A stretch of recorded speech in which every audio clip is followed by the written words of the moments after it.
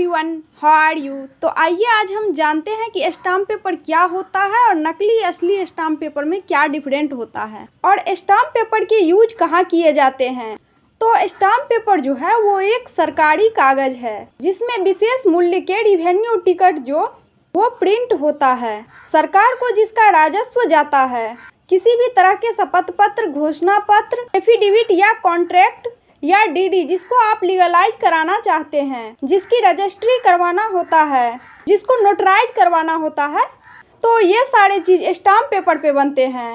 नकली stamp paper बनवाना अपने आप में अपराध है। सेक्शन 255 आईपीसी में इसके लिए सजा का प्रावधान है। तो आपको जानना चाहिए कि असली स्टाम्प पेपर क्या होता है और क्या इसका उपयोग है। अब्दुल करीम तेलगानी एक ऐसा नाम है जिसने नकली स्टाम्प पेपर का एक बड़ा अपराध पूरे देश भर में किया और उसको 10 साल का कारावास हुआ नकली स्टाम्प पेपर के लिए। तो आप जानते हैं स्टाम्प पेपर के बारे में।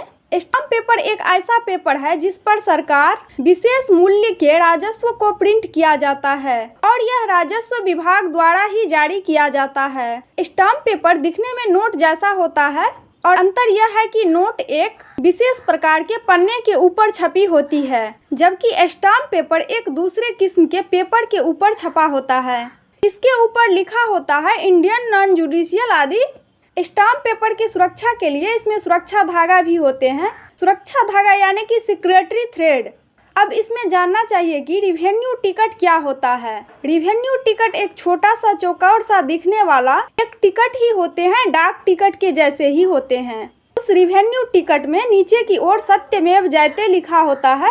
इसमें रेवेन्यू कितने रुपये का पे किया जा रहा है, यानी कि गवर्नमेंट को कितने रुपये का रेवेन्यू जा रहा है, ये भी टिकट के ऊपर उसका मूल्य अंकित होता है।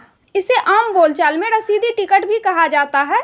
अब ये स्टाम्प पेपर कहाँ से मिलती है और किससे खरीदनी चाहिए। तो स्टाम्प पेपर के लिए स्टाम्प पेपर के वेंडर्स होते हैं जो कि गवर्नमेंट ऑथराइज होता है। ये हर कहीं से नहीं खरीदा जा सकता है।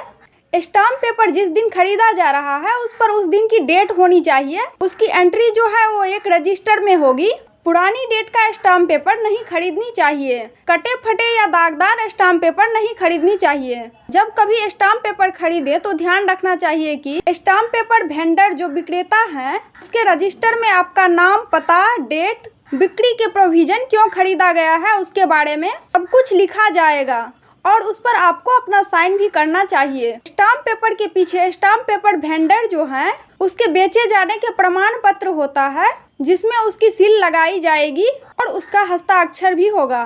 स्टाम्प पेपर वेंडर की बैठने की जगह और उसकी ऑथराइज होने की प्रमाण पत्र और उसका लाइसेंस का नंबर भी होता है। अगर आप वेरीफाई करना चाहें तो ये सब चेक कर सकते हैं। और स्टाम्प जब भी खरीदे तो आपको ध्यान रखनी चाहिए तो उसमें अमाउंट लिखा हुआ है वही अमाउंट आपको अदा करनी चाहिए। कई बार ऐसा देखने को आया है कि 1000 रुपये के स्टाम्प पेपर को खरीदने के लिए 1200 या 1300 ले लिए जाते हैं, तो ये सही नहीं है। स्टाम्प पेपर में जो अमाउंट लिखा होगा वही अमाउंट बस देना होता है और इसमें ही वेंडर्स का कमीशन इंक्लूडेड होते हैं। और आपको ये भी ध्यान में रखनी चाहिए कि जो स्टाम्प पेपर में अमाउंट लिखा है अगर उससे कम अमाउंट में भी कोई दे रहा है तो उसको भी खरीदना नहीं चाहिए, क्योंकि इसमें भी फर्जी होने का या नकली होने का आशंका है, संभावना हो सकती है। अगर आपको इस बात पर डाउट है कि जो स्टाम्प पेपर आपने खरीदा है वो असली नहीं है या आपको उसके असली होने पर संदेह है, तो आपको डिस्ट्रिक्ट मजिस्ट्रेट, डीएम या एसडीएम के ऑफिस में इसकी शिकायत करनी चाहिए। ऐसे ही जानकारी के लिए हमारे चैनल को सब्सक्राइब जरूर करें।